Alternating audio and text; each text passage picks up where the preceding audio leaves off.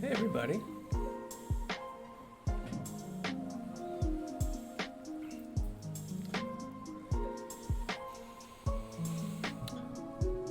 Welcome back. Hillary says, I see how you're still not wearing the bow tie. It just wouldn't look right with this shirt, in my opinion. I mean, I could tie it if I wanted to. It's not that you did send me a YouTube tutorial on how to tie a tie, that's right. And I went through it and I understand the material thoroughly. That's not the problem at all. It just wouldn't look right. That's why I'm not wearing it.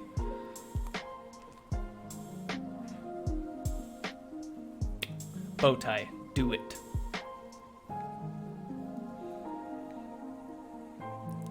What are you, Emperor Palpatine? Do it. Same mic. Monday. It's not Monday. Oh. Wear the tie on Monday. I'll think about it. I can think about that.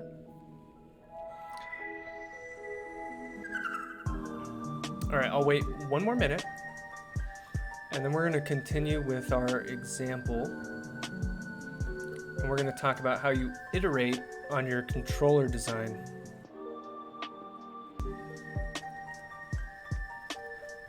Dr. Burge knows how to do the bow tie thing. I'm talking tie it, not a clip-on. Legit. I'm just not quite there yet. I don't have the confidence.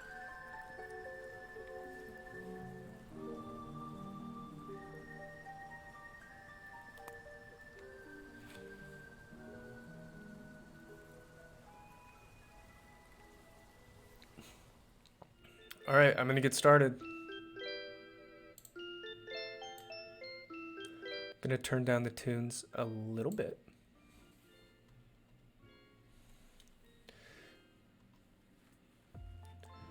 Okay, so we made a controller, and part one of this lecture was about how do we simulate this controller and see what it gives us. So what we did is we developed some code in MATLAB. Why don't we go over there real quick? And we are looking at that code, and we used the lsim command. Here it is. We used it to simulate how our system responds to ramp inputs as well as step inputs. and then we plotted all the results. I'll pull those up real quick by running this code.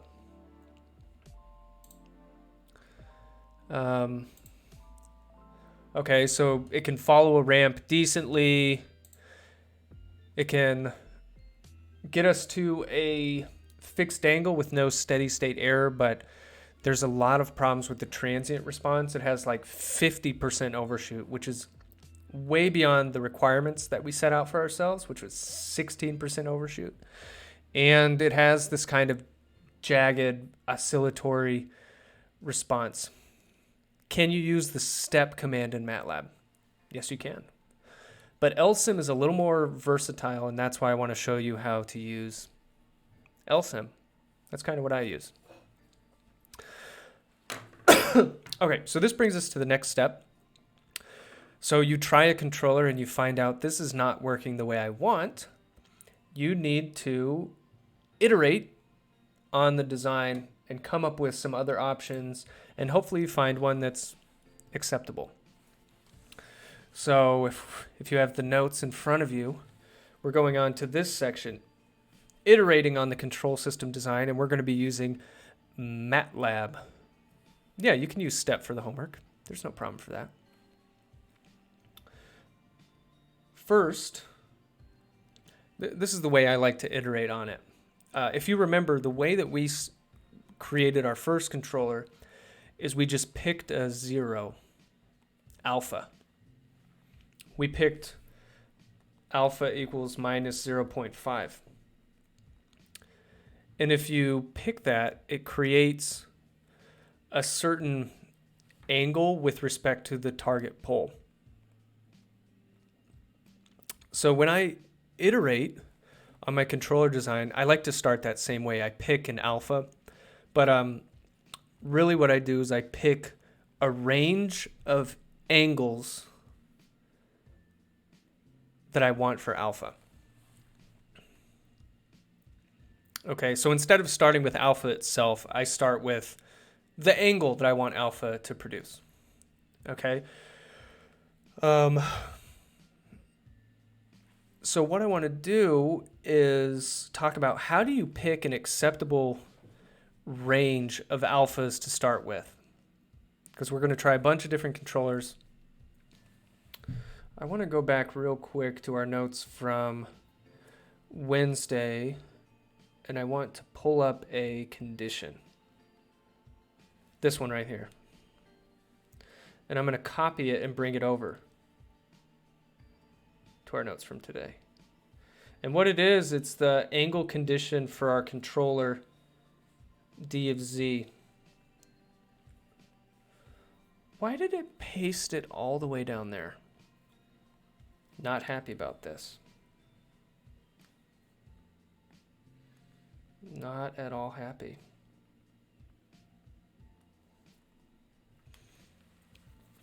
Okay, so our overall angle for our controller,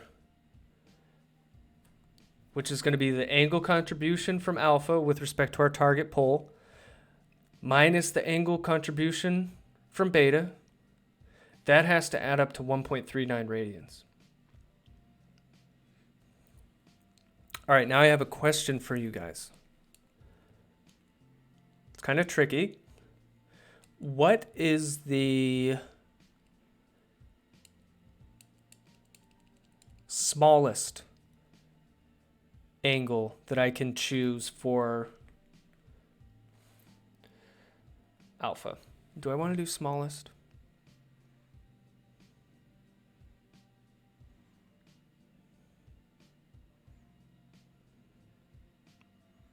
Yeah, smallest.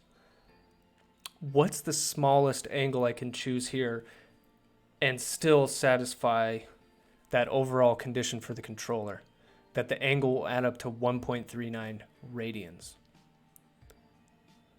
My brother just shouted 7 from across the room. 7 is incorrect. Tell your brother to reevaluate his life decisions.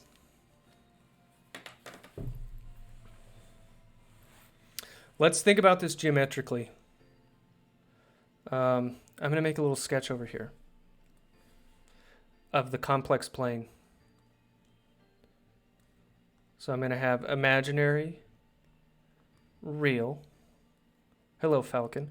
And I'm going to throw Z star on here. I can't remember exactly where it was. I feel like I'm always looking up what Z star was. Okay, so it's 0.42 plus 0.45i.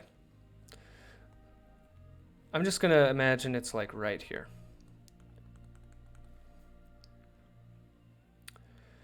Okay.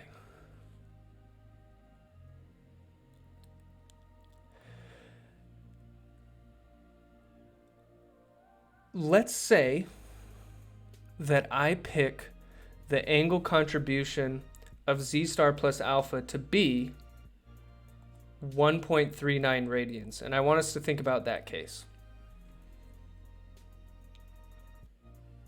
I'm going to calculate that in degrees really quick. So I'm going to go over to MATLAB. So to convert to degrees, I have 1.39 radians times 180 divided by pi. So it's like 80 degrees. Go back to my surface.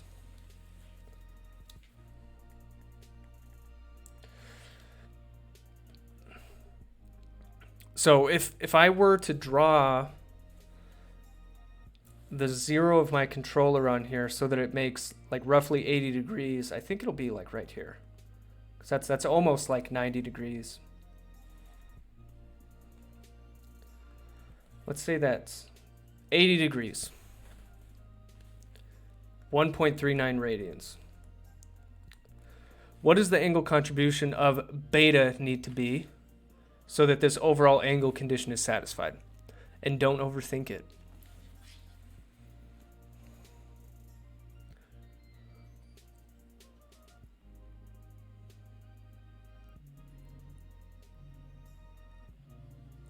There we go. 0 degrees. I have to have 1.39 minus 0 equals 1.39. Okay, how can I make 0 degrees in this geometric fashion? I mean, if I'm making an angle like this, I have to move the pole represented by beta all the way to minus infinity. Exactly, right? That's the only way to get an angle approximately 0. So let me remind you what we're doing here. We're going to make a lot of different controllers, and the way that I'm going to iterate on these controllers is I'm going to choose some angles for alpha. Maybe I'll pick like 10 different ones, and I'll iterate across that and make controllers. But I can't just pick any angle, as we can see here, because if I pick an angle of 1.39 for alpha, it means that this pole would have to be at minus infinity, and that's just not going to work for us. Like number one, I think it makes an acausal controller, but it's just like way out there. So I want to pick numbers greater than 1.39. So that's like the first thing.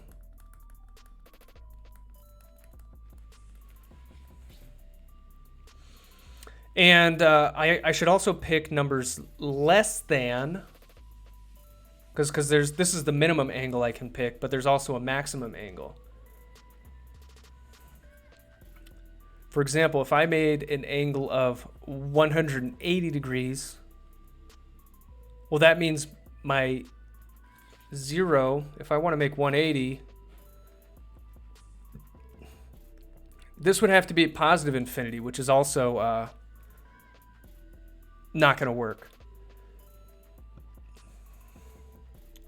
So I'm going to pick the angle also to be less than 180 degrees, which is pi. So that kind of limits the range of the angles, which is a nice way to start, to know that I don't just pick anything. I'm going to iterate my controller between 1.39 and pi.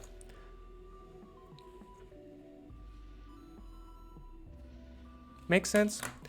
So now I'm going to go into MATLAB, And we're going to start this process of at least just defining our vector of angles. Is the range for the angle inclusive or exclusive? I would say exclusive. Like you can't pick it right at 1.39 and you can't pick it right at pi. And in fact, I'm going to put a little padding on those boundaries and you'll see what I mean here.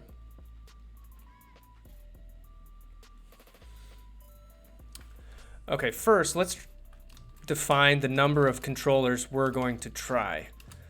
We're going to start with 10 and then we're going to, we're going to pump that number up because we're having the computer do the work. We're not going to be calculating all these.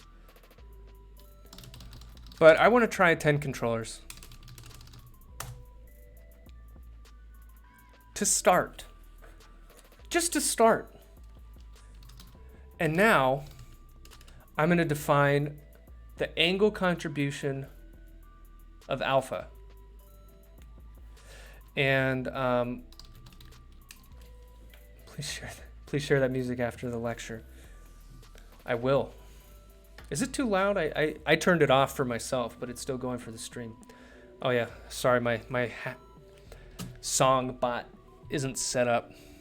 Okay. We are going to use linspace to create a vector of angles. The smallest angle we can do was 1.39 radians, right? But, so we had the question, is it inclusive? Like, can I include that angle? And I'm going to say no. We're going to add like 10 degrees to it. So this is in radians, so I'm going to have to, I'm going to add 10 degrees, but to convert that to radians, I got to multiply by pi over 180. So I'm saying my smallest angle theoretically is 1.39, but I'm going to increase that by about 10 degrees. And the biggest angle that I could have was 180 degrees, but I mean, that's just pi. But I'm also going to add some padding there. So I'm going to subtract 10 degrees. So I'm creating a vector of angles from my smallest angle to my largest angle with some like padding on the other side. And I'm going to make 10 angles in between there. So that's what linspace does. Okay. So that's how you create 10 angles between some acceptable ranges in MATLAB. Now these are just the angles for alpha. This is not alpha itself. So let's go back to our notes and see how to get alpha from our angles.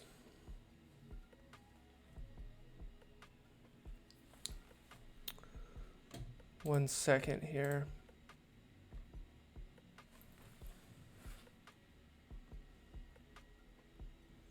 Create a for loop. Oh, okay. Well, let's go down here. We're going to make a for loop in a second, but how do I determine alpha from that angle? So from our notes last time, we had a formula that looked like this. So I'm going to like write it off to the side. Because this is how we determined beta from the angle of beta.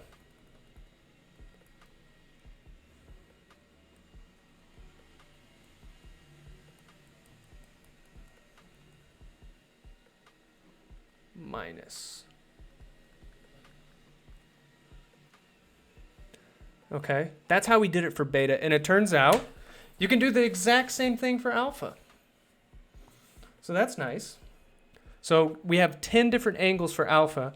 And for those 10 different angles, we're going to use this formula to determine what the corresponding alpha is. Tangent of those angles minus real part of our target pole.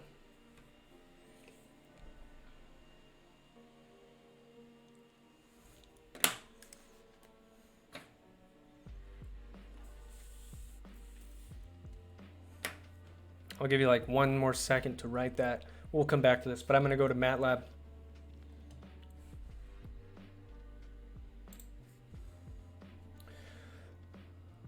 Let's go here.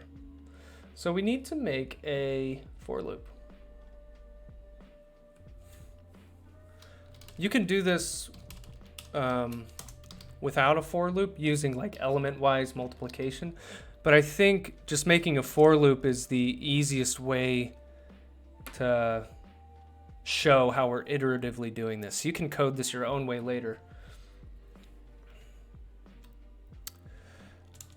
The first thing I want to do in this for loop, for every angle, I'm going to calculate what the corresponding alpha is. But before I do that in the loop, I'm going to initialize a vector inside of which I'm going to store the angles for alpha. So it's good practice in MATLAB to just initialize a vector, fill it with zeros, and then populate that vector later. So the first thing that I'm going to do in this loop is use that formula that we just wrote down. So alpha is going to be the imaginary part of z star divided by the tangent of the angle contribution of alpha. Now I have to be careful here because this for loop, I'm using this index k, and it's going to go from 1 to n, where n is 10 right now. And each time I go through this loop, I want to find the alpha corresponding to a particular index of this angle of alpha. So the first time through the loop, so k will be 1 the first time through the loop, and I'll get this angle with respect to the first element of that vector. And then I subtract the real part. So you got to make sure you have that k index in there.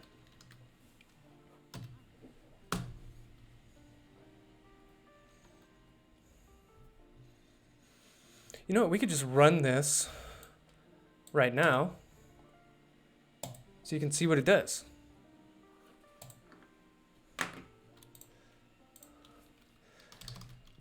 So angle alpha, we had 10 different ones. It's going from 1.56 radians all the way up to 2.96 radians, which is a little less than pi at that top end. And then using that formula, these are the values of alpha that create those angles. So that's what our for loop did. It ran through all of those options and calculated where alpha is. I know you guys have all used for loops. You've used them in this very class. So this is no surprise to you. Let's talk about like what we're going to need to do next.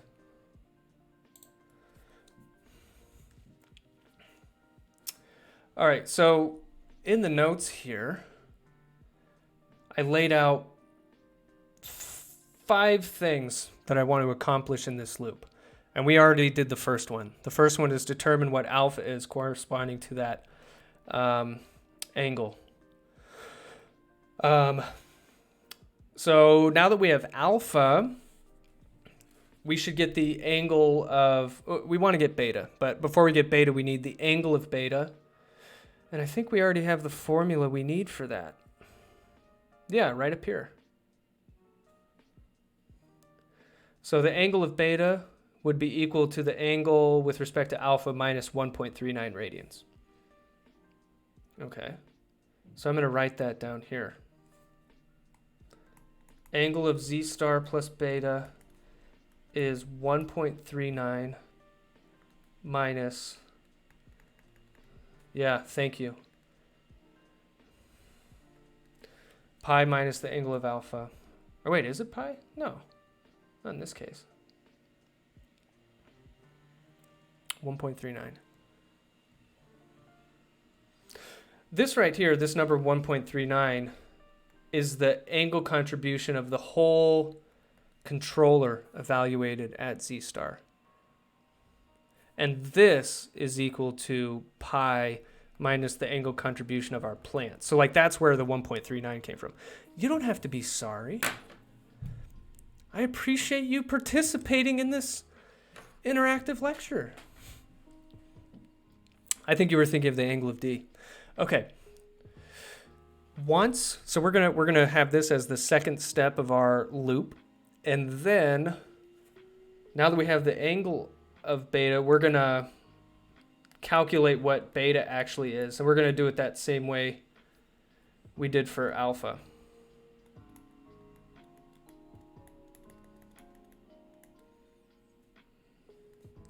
Minus.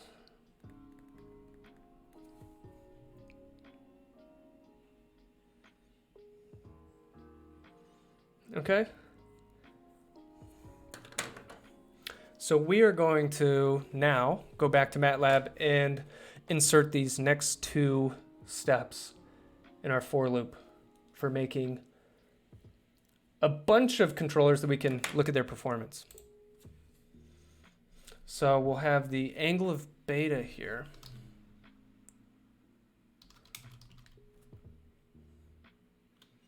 And heck, let's initialize vectors for these as well, because we're practicing good coding practice. Zeros. Oh, I don't need a K up here. Equals zeros. Okay. So we're going to fill in formulas for these two lines. Okay. Angle of beta. It's going to be angle alpha at the kth index, because we're going through these 1 through n, minus 1.39. But up above, like I mentioned before, 1.39 was just the angle contribution of D, our controller. And up above in the code, I have that calculated. So to leave this code generic, I'll just put angle D there. And then for beta, I can recycle this same formula that we had up above. But I have to substitute angle beta in here and drop this extra semicolon. Okay, so what this loop will successfully do is calculate alpha for my controller and beta for my controller. But the third piece of the controller is the gain, which is what we need next. Let's go back to the notes here. So the way we determine the gain, we've done this before, so I won't spend too much time on this. We'll just go straight to the code. But the magnitude criterion is that the product, or the open loop transfer function evaluated at the target pole has to evaluate to 1. And k is what makes this relationship true. So we have to choose k to make that happen. All right. So I'm just going to grab the little piece of code that does that.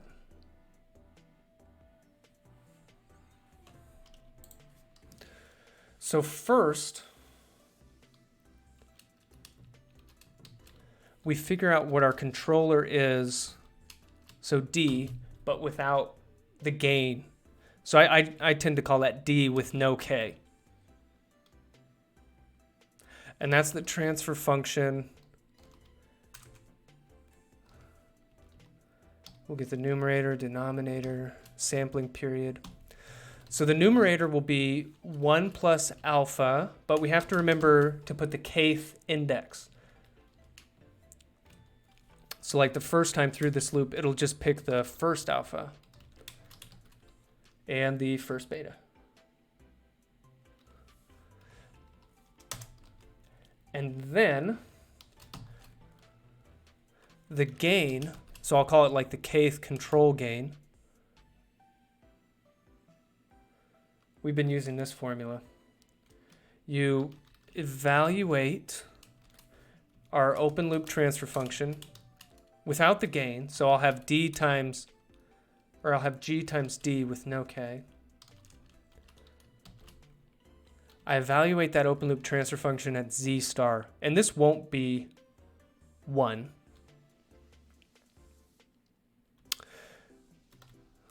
We take the absolute value of this, so that takes the magnitude, and then K is 1 divided by this. So this is what our control gain needs to be to satisfy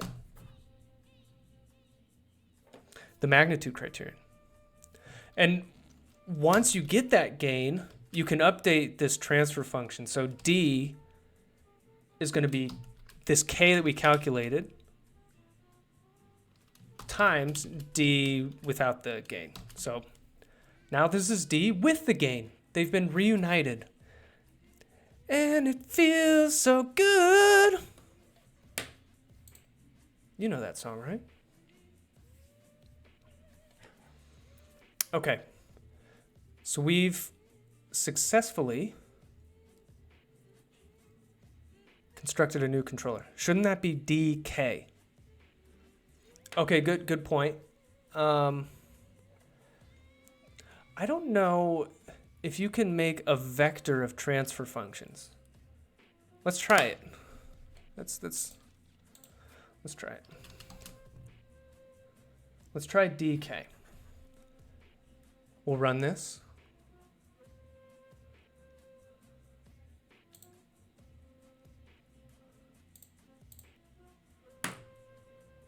Okay, let's D1.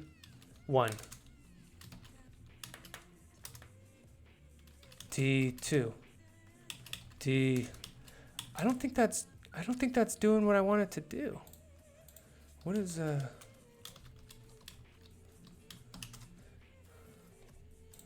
Hold on a second here.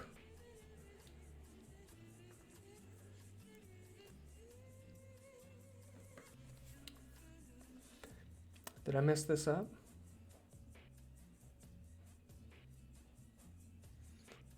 Oh, you know what I'm doing here? Look at this line, line 82. I should not have put a plus sign here. I should not have done a plus sign, my friends. It should just be 1 alpha. Like you can even put a comment in here to like make sure. These should be polynomials. Okay, we're trying it again.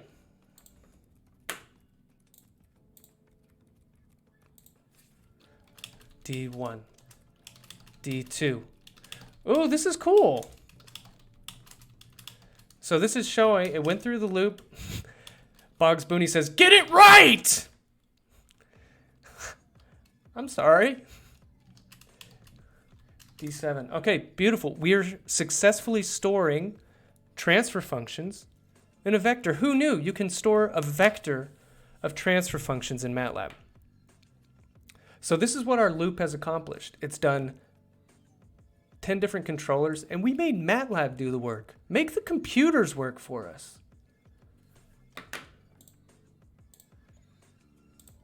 Have you guys noticed in Star Wars the underlying robot rights theme going? It's like, don't abuse robots, they're people. I thought that was interesting. All right, so we've created the controller. And now let's think about what we need to do next. Did my surface freeze? No, it's working, okay. Okay, so we generated these controllers within the loop. And it makes sense that for each controller, I want to evaluate, just like we did with the other controller, where are the closed loop poles? And how is the static velocity error constant? Because this determines their performance. So the last thing I'm going to do in this loop is for every controller, I'm going to calculate the closed loop poles. I'm going to calculate the static velocity error constant. And that's how we're going to compare these controllers and see if they're any good.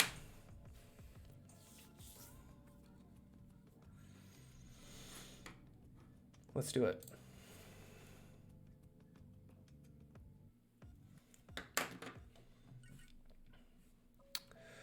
Okay, so we have to make our closed loop transfer function for each option. And we know that we can do that with the feedback command. So that's feedback of your plant times your open, or times your controller. And then our closed loop polls. Now remember, there's going to be 3 closed loop polls for each. So let's go back up here and define the size of each of these. Chris says, how far into this are we? We're pretty far. I'm going to be honest with you. K equals zeros and 1. Can I initialize this then?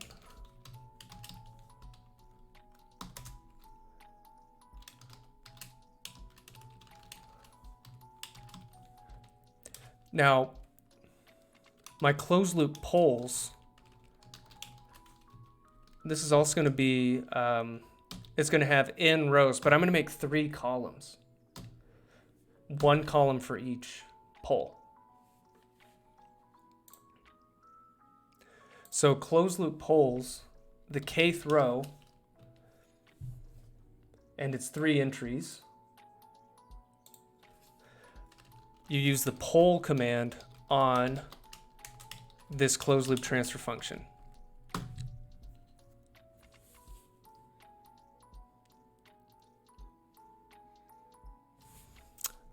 Oh, I have to capitalize this.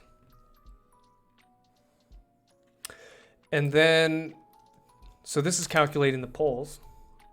And I also want to calculate the static velocity error constant. Let's throw that in here. Now I showed you how to calculate this last time, so I'm just going to take the code from it, not spend too much time with it.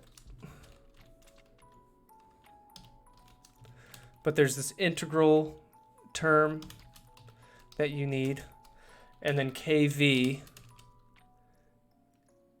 is, I have to evaluate the minimum realization of the integral term times my plant times my controller, the kth one. I evaluate this at 1, z equals 1, and I divide the whole thing by t.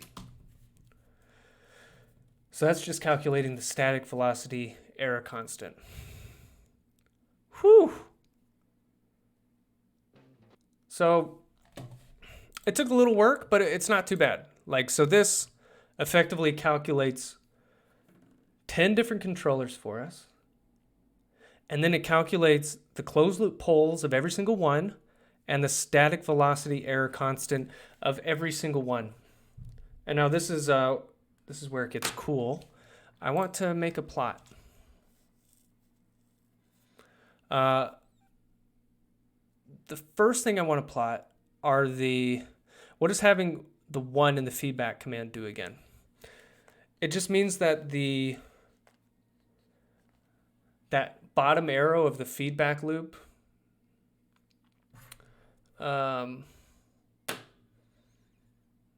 it doesn't have any other transfer functions in it. We can talk more about that later. Okay, first I want to plot the closed loop polls for each controller. I want to plot how those polls change with alpha. So I have like 10 different alphas. For each alpha, let's plot the real part of our closed loop polls.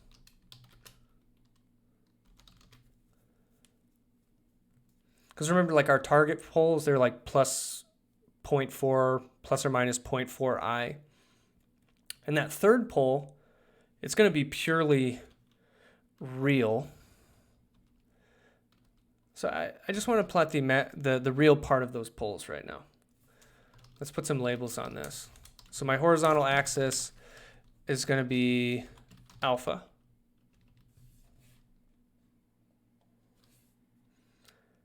Got to capitalize the P in closed loop poles. Thank you. Thank you, Laplace's demon, who knows all things. That's quite a burden. We're going to make a title for this. This is real part of closed loop poles as a function of alpha. Chris says, the demon.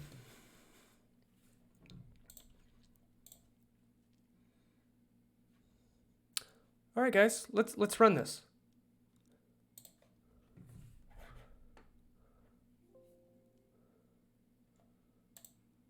Oh, guys, I got an error. Oh, no. Oh, no.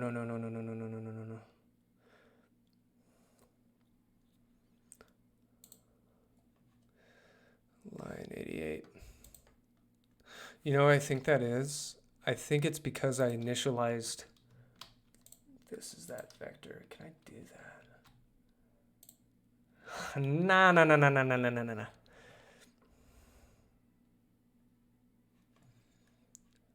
gonna run this again. Let's see if it gives, oh, it didn't give us an error that time. Lewis, I see your question. Why we can't meet the transient requirement since we already designed controller with a magnitude criterion?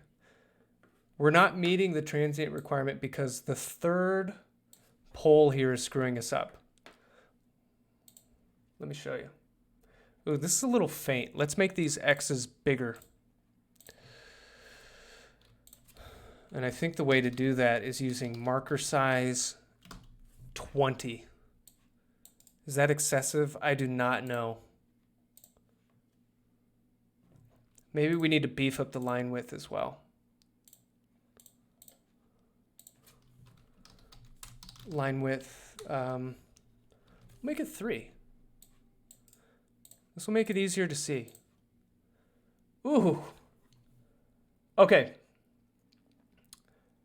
Let's talk about this plot really quick. On the horizontal axis, I have the values of alpha that I was trying for the controller.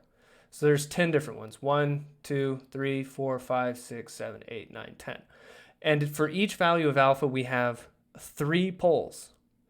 So like for this one, when alpha is -3, there's 3 poles. But you might say, Dr. Estes, I only see 2 x's here. I will give $1 million to whoever can explain to me why there's actually 3 here.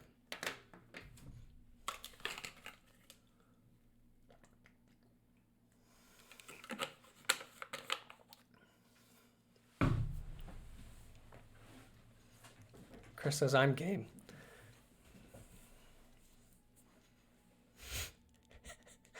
Hillary says, he doesn't even have $1 million. Thanks. Good. Ike and Babu Rao both get $1 million, as well as WHFXM4. Just send me your PayPal account.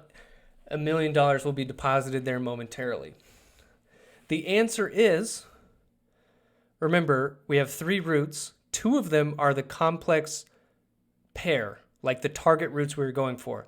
And both of them have 0.4 as the real part. So like this root right here with a real part of 0.4, there's actually 2 x's right on top of each other here. Same with all of these ones. Actually, it's very good news that like these are always 0.4, because that means that for every controller we made, it's achieving the target root we were going for, which was like 0.4 as its real part. You're going to buy a pizza with 6 toppings. That's ambitious. For $1 million, that's ambitious. Now, this other pole that's kind of doing its own thing, that represents the third root. That's the third root moving around. Okay? Now, this is important. Like, remember, for a discrete time system, the magnitude of the root has to be less than 1 for the system to be stable. Now, this system where alpha equals -3, it's unstable because this raptor root, this third rogue root, has a magnitude close to 1.5. It's not stable. This one's not stable because it's like 1.3. This one's definitely not stable. So like we definitely have to choose roots that are between 1 and -1 for stability. So that means like the only acceptable alpha regions are like somewhere over here, I guess. Like alpha, the raptor grows by eating other roots. Interesting. So we know that alpha has to be like between -0.9 and it looks like -0.5 for the system to even be stable. And this is how we're going to narrow down our choices, guys. Like we've already figured out from this graph, like there's a limited range for alpha for a system to be stable, but we're not just going for stability. We want this root to be like on the positive real axis. So that means so the root is positive when it's when it's positive. So like that means alpha probably has to be less than -0.55. Okay, so we're gonna people are making puns in the chat. You know what I want to do? We did a combination of 10 controllers, but I'm not satisfied with that. I want more choices. So I'm going to do 100. And my computer's just going to have to deal with that choice that I made. Hopefully it doesn't take too long. I don't think it will. There it goes. Now we have the same plot, but I have many more choices, which is good. I'm going to pick roots. Okay, stable has to be between 1 and -1. Okay. What if I want it to be, if that root's magnitude is between 0.5 and -0.5? Okay. Blah, blah, blah, blah, blah. So I'm like zooming in here.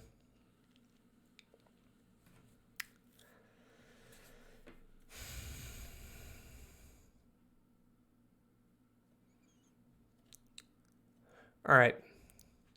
What I'm going to do,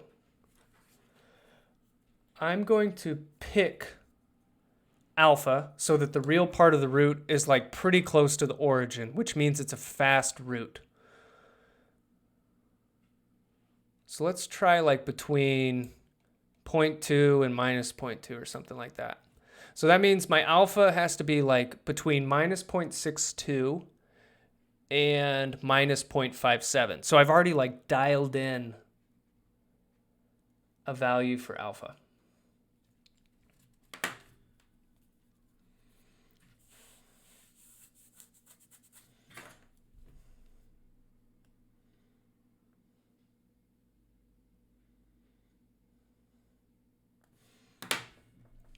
Okay, because I'm running a little longer than I wanted to, what I'm going to do, I'm going to skip ahead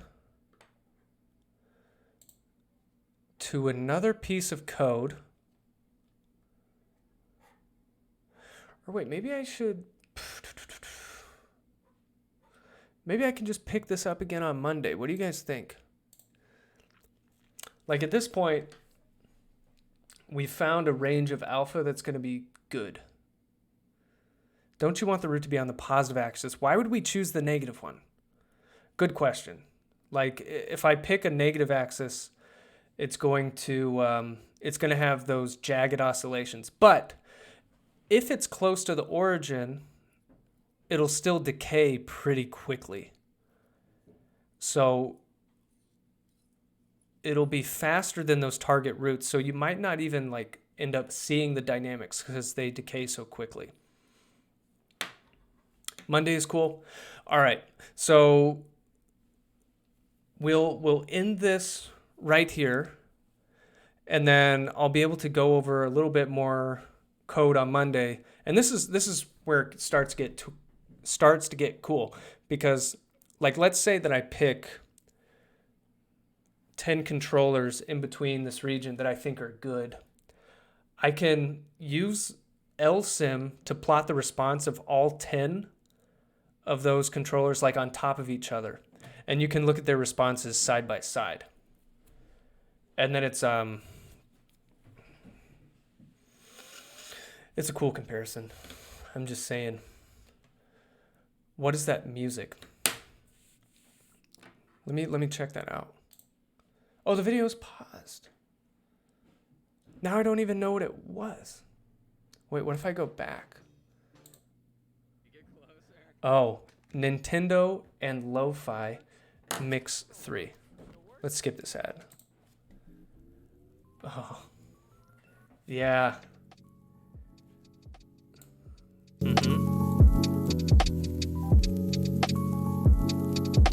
I really love these mixes. So guys, thanks for coming back. Thanks for hanging. I'll hang around for a little bit, answer questions, and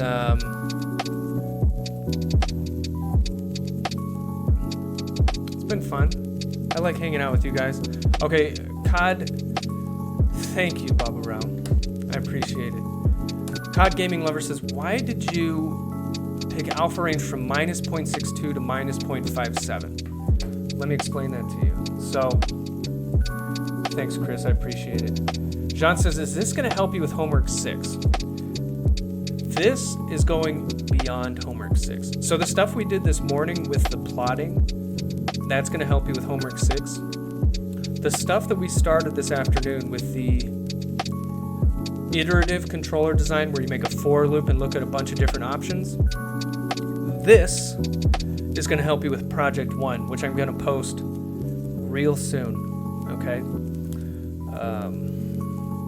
All right, I'm going to come back to COD Gaming Lovers question, which is, why would I pick an alpha range from -0.62 to -0.57? Okay.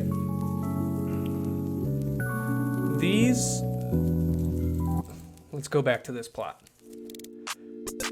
This plot's very important because for every alpha, I'm going to turn this down just a little bit. For every alpha, I am finding out what the closed loop poles are going to be. And there's 3 closed loop poles for every alpha. So this like swooping line here, this is the plot of like that third troublesome closed loop pole that we need to keep track of. And number 1, I want this pole to be stable. That's given. But number 2, like, I want this pole to be on the positive real axis. And I also want it to be close to the origin so that, because the target poles, like the 2 complex poles, those ones, we designed our controller to give us those poles, and those poles guarantee that we meet the performance requirements from earlier. If we make sure that this third pole is like faster than those other 2 poles, that means it decays earlier and it affects our dynamics less. So, keeping that in mind, I'm trying to find a region where this line, this third pole is close to the origin, like close to 0. So like so I'm looking at my vertical axis here and I'm zooming in on like this branch that's close to 0. And then if I like zoom in a little bit more, and I'll even zoom in again. Now if I look at my x-axis, I see like for these poles that I would want to get, my alpha value has to be like -0.62 over here. And then all the way on the other side, it's around like -0.55. So that's why I'm going to pick an alpha that's like around those values. You have a question for homework 6. Can you define control effort, the amplitude of the control signal? Okay, so on homework 6, I have you guys plot the output, and I also have you plot the control input U. Now, when you look at that control input, I'm going to go back to the surface really quick. Let me talk about what I mean by control effort. Let's like draw this, I don't know, off to the side. Because for homework 6, you're doing like 3 different controllers. Let's say one controller has an input that like looks like this. I don't know, I'm just like making this up. And you have another controller that looks something like this. So like the amplitude of the input is way more. And then maybe you have a third controller that does something like this. So I'm plotting U, the control input, as a function of time. When I'm saying, if you have an input that's like, has huge amplitude, that means it's using more energy. Because think about what this control input is. Often it's like a torque or like a voltage, and all of that's being produced in the end by some power supply. So if you can have a controller that meets your performance specifications, but it only uses like a little bit of energy, that's generally going to be preferred. So if you want to get really specific, one way of quantifying control effort would be the integral of your control amplitude squared like over time. But I'm not asking you to like do that. I'm just saying like generally look at those and tell me which ones use the most energy. Yeah, thank you. Chris says it's hard to get coils for a DC motor to make your own. I know. If you're gonna be making your own DC motor,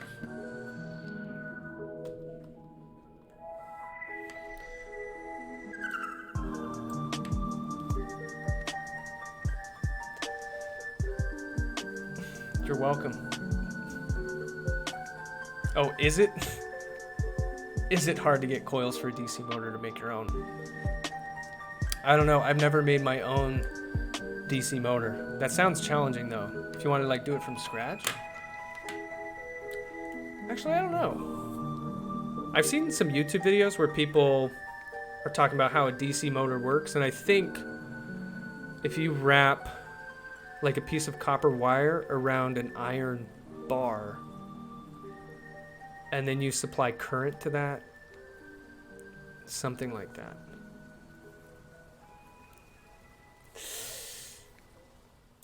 Something like that. It might be worth looking into for the skateboard project. I do like the idea of making an autonomous skateboard. It's probably been done.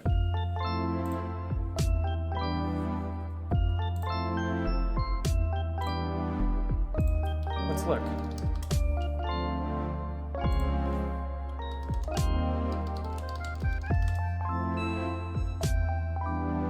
Electric skateboard.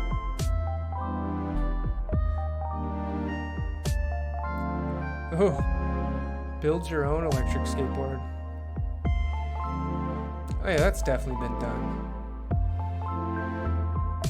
The electric bat board?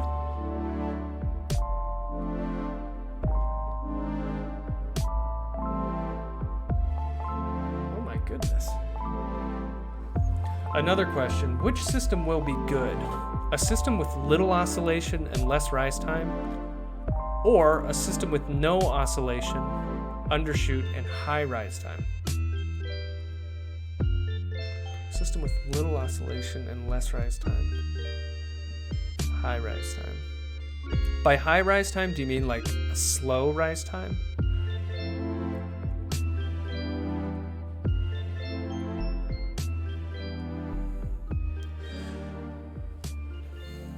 And I would say it depends on the performance specifications that are laid out for you.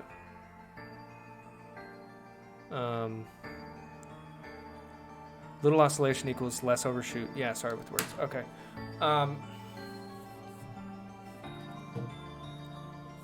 So you're talking about like comparing.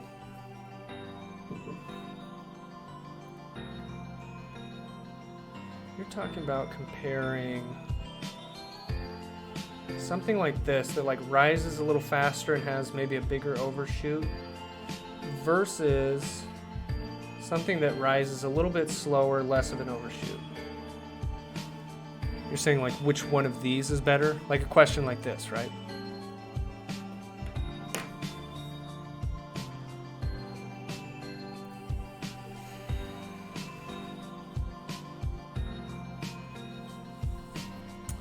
And if you're comparing these two, it really depends. Like, if you don't have a rise time constraint, then it might not matter that much. Because these two have similar settling times, it looks like.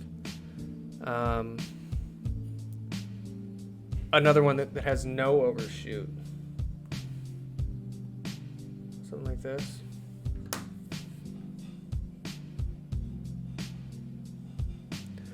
I would say when you're answering a question like that, which one to pick, do it in light of the performance constraints they give you, because those are probably most important.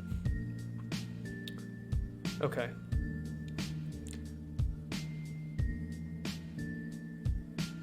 Ike says, if you get the self-balancing robot to work well, do you think it would be possible to turn it into something similar to a one-wheel? Oh yeah, you can do one-wheel balancing robots. There's so many cool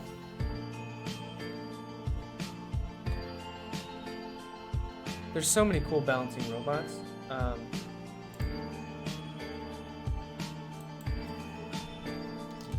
All right, you need to see this one.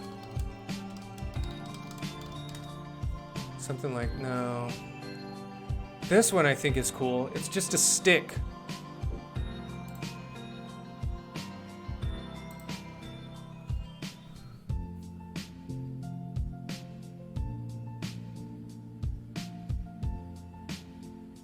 And it has these reaction wheels at the top.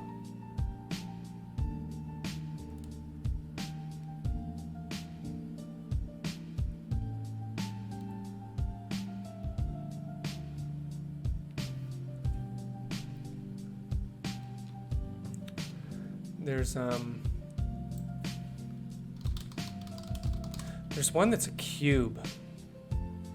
Oh, I like this motorcycle a lot. Like this. Like this stuff with the reaction wheel.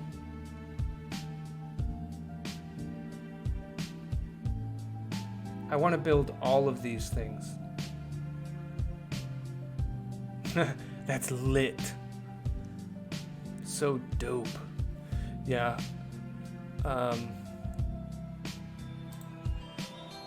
there's so many of these. Where's like the cube? Self-balancing cube. The Cubely.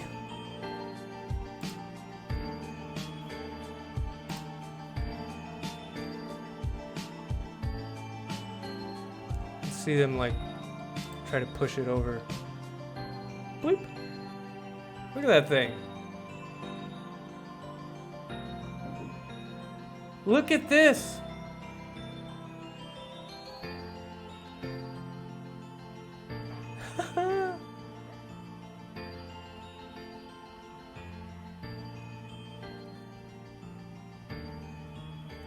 Yeah, this one is out of control. I think it can stand up on its own too. Maybe that's what they're doing here. It can jump. Whoever thought a block could be so agile?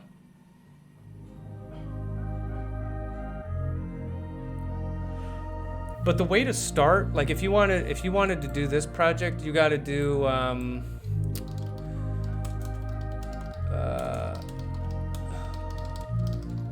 there's a good video of, yeah, this one. You start with this reaction wheel pendulum, with just like one direction, and then you can work on taking it to the next level. This one's sick.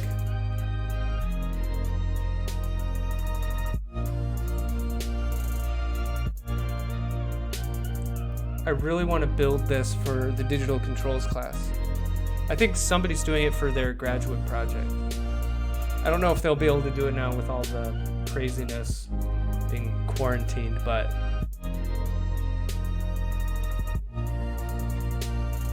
is deep learning or machine learning better for balancing robots? You know, honestly, I'm not super familiar with deep learning and machine learning techniques.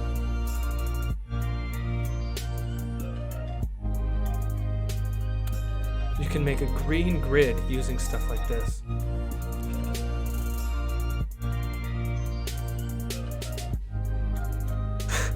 Hillary says this looks like robot abuse. A robot's not a person.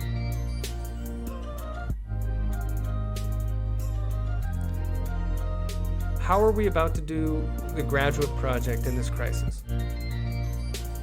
So I posted a document on UV Learns about the graduate project. Like there's different options you can take. Like it doesn't have to be a hands-on project. So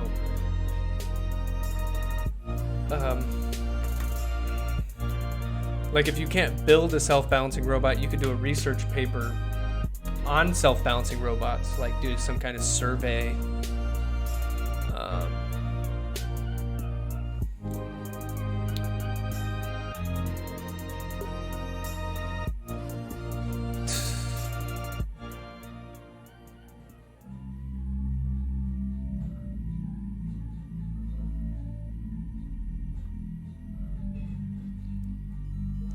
I want to find oh, look at this. A robot that delivers your paper towels. That's pretty special. Especially in times like this.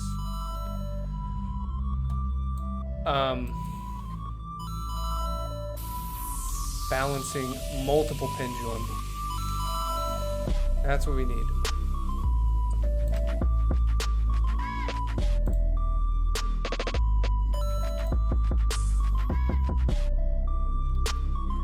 This is even crazier. It's balancing 3 links.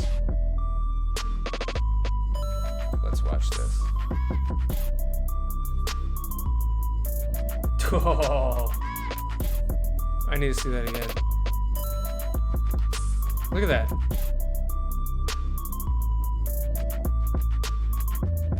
That's crazy.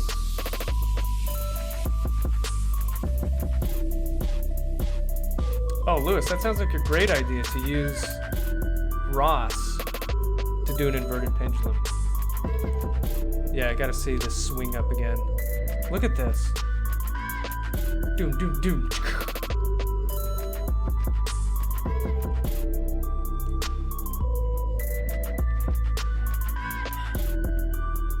That blows my mind.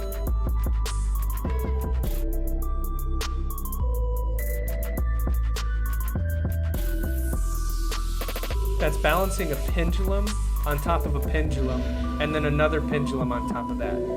It's a triple pendulum.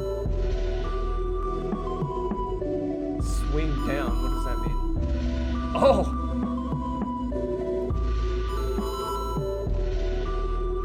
That's pretty cool. Trying to like swing down to just being a standstill in the quickest possible time.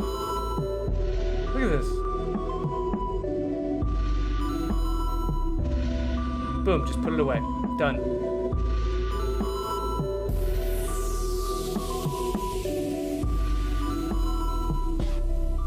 A little bit of disturbance. Let's see how good it does.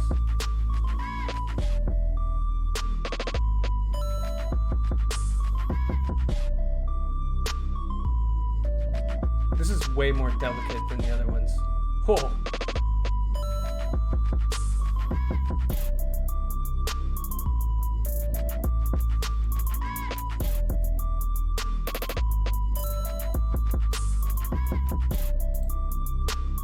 Uncontrolled. So this is what it does if it's just left to itself.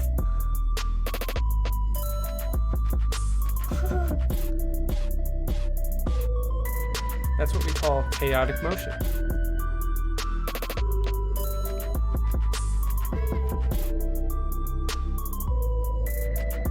Boston Dynamics wants to know your location. Once more. Triple pendulums are crazy. This is when you're doing nothing to it. This is just its free response.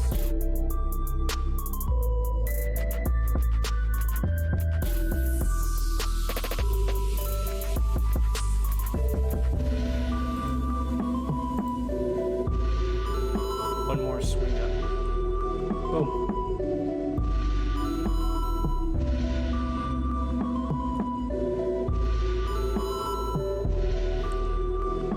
Yeah, that's impressive.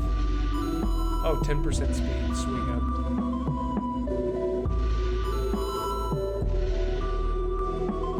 It looks like...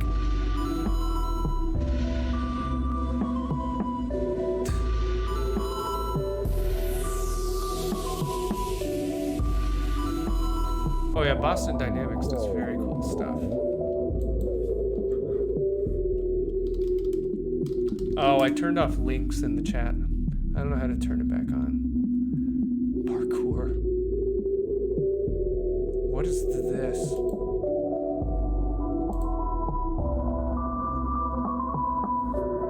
Spot a commercial robot now? Can you just get that?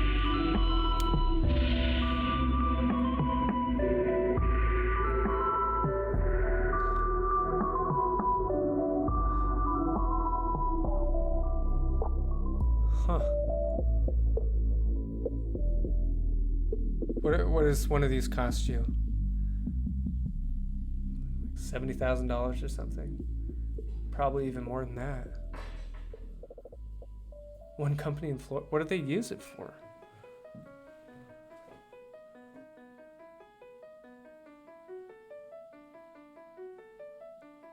They're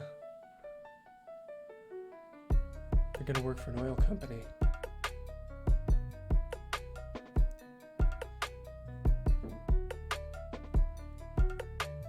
Check that parkour video. Man.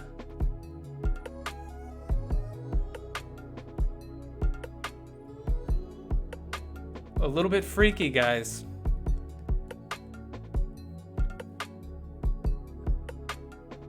This makes it even scarier. Can you imagine being in a parking lot with intermittent lighting like that and that thing just creeping towards you?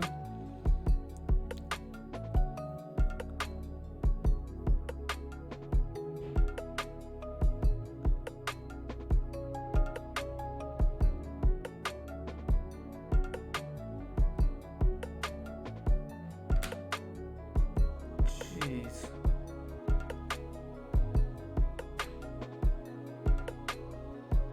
Did you see that option? Spot protect? What does that even mean?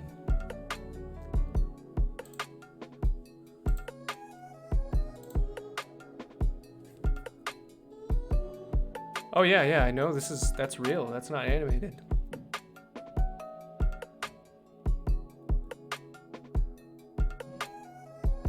Jeez.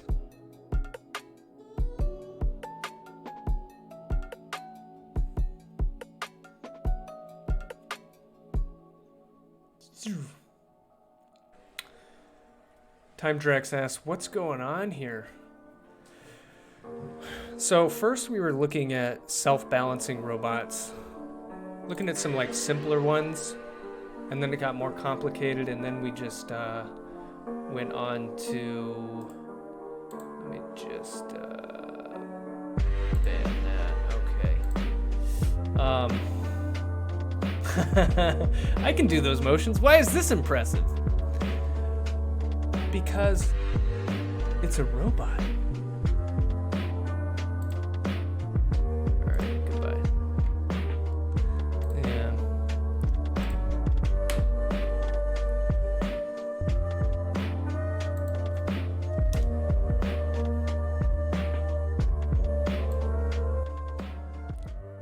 let's turn down the music a little bit.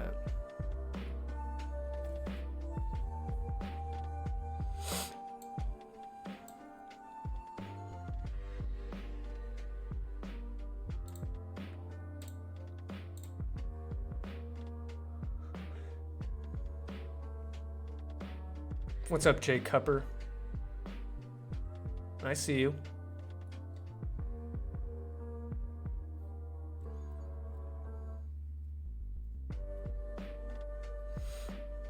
All right, see you later. Thanks for hanging out. It's been a pleasure. No, my audio's not off, I think.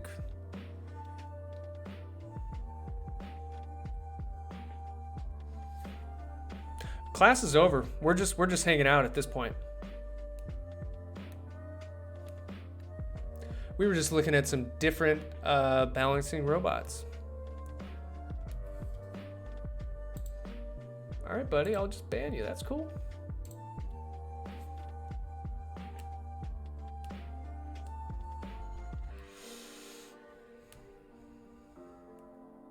Ooh, what is this?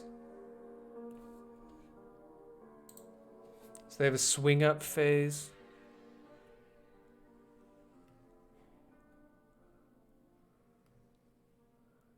Ooh. Why wouldn't hanging out be allowed? I have like open office hours on campus. Students come by. We talk about all manner of things.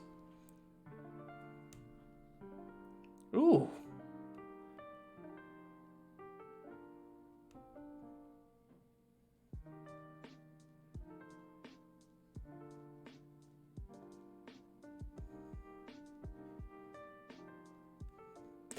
This one's like a little jittery though. I think they're missing something.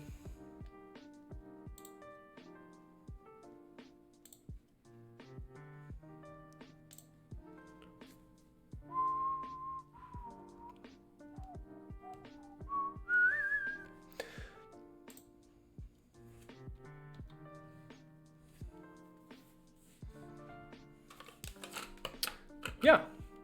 You have a question?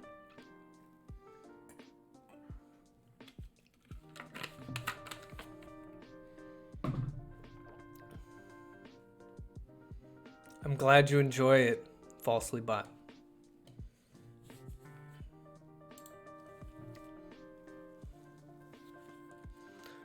Ike says, do I know what one wheels are? Let me look this up. Oh, yeah. Okay. Yeah, I know what that is. Yeah, those are sweet. What were they spinning it with? That was a DC motor. Pretty sure. How hard do I think it would be to design a one wheel? I mean, not easy. Not easy. Supercross has a quick question about the course. What is it?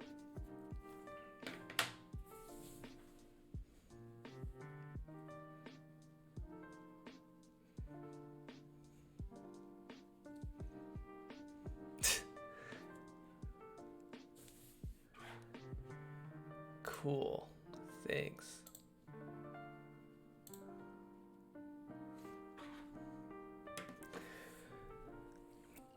All right, guys. I think it's about time to wind down. Because it seems like there's a greater density of trolls around this time of day, perhaps. Hillary Bobillery, for Pete's sake.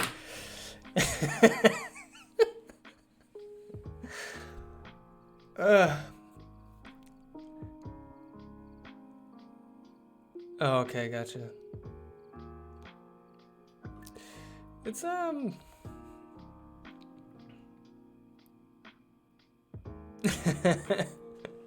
mean, it is Twitch, you know. You take the good with the bad. It's mostly been very, very positive. Yeah. All right. Thanks for hanging, guys. We'll be back on Monday. We'll get right back into it. Adios.